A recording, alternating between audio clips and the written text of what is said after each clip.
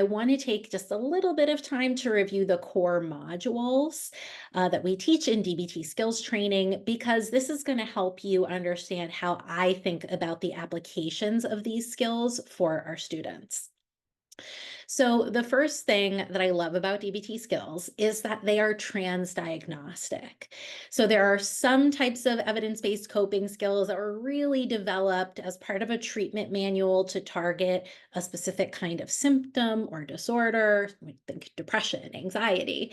The constructs that we target in DBT are actually key constructs that underlie a lot of different mental disorders, as well as problems in living.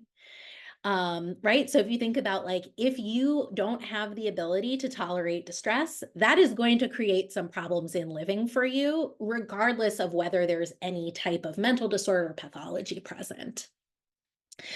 DBT skills are also balanced into these two overarching categories that represent the fundamental dialectic in DBT, which is acceptance and change.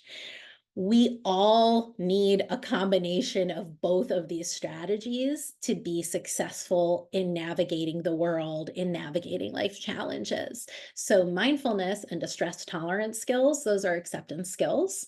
And then emotion regulation and interpersonal effectiveness, those are our change skills.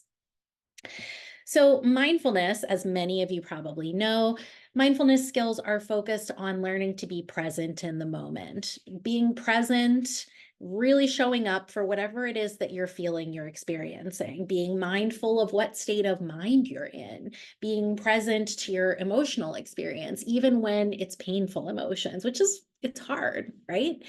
And just generally learning how to move through life being more focused, more present, more effective, and hopefully a little bit more non-judgmental. We next have distress tolerance skills. These are skills for when emotions are really high and acting on emotions might end up making things worse rather than better. This is very relatable content for me. I imagine it is for some of you too, right? So just as it's implied in the name, distress tolerance is all about learning to tolerate distress without necessarily acting on that emotion. These are don't make it worse skills, right? They helped us accept and tolerate what's happening in the moment. And then once those emotions come down a little bit, right? So where we're actually able, we're not so dysregulated that everything is just lighting up our amygdala and we have no ability to sort of think from a more reasonable state of mind, accessing our prefrontal cortices.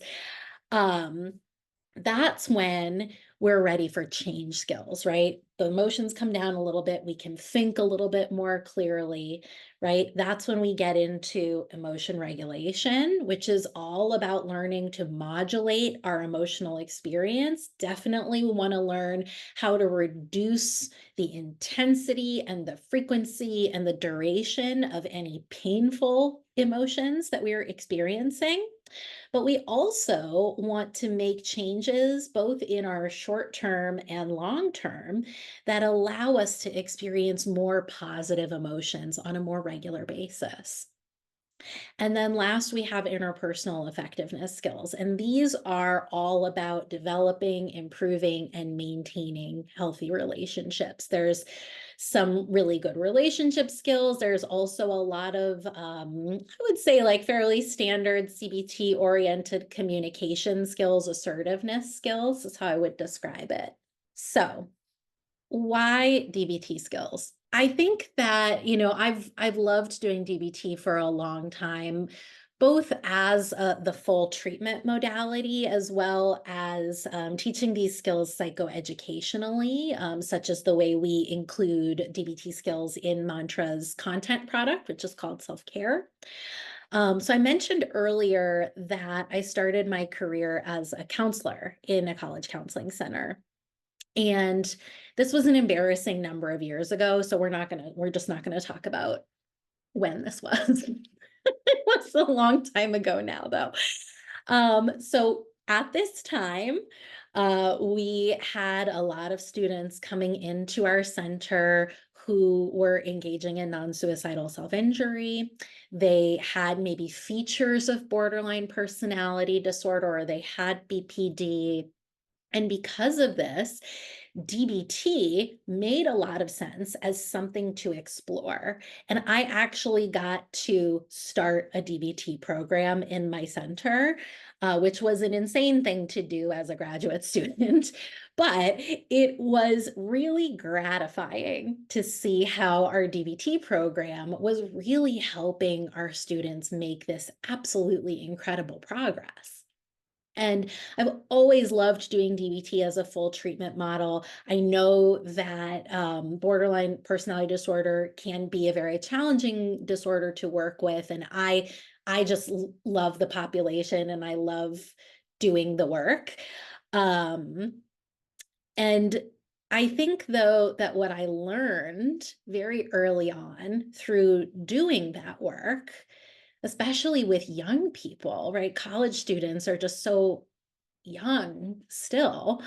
Um, I always wondered, why is it that we're waiting until they are this distressed and have this many symptoms to be teaching them skills that are really so foundational to just knowing how to cope with life, and navigate higher education?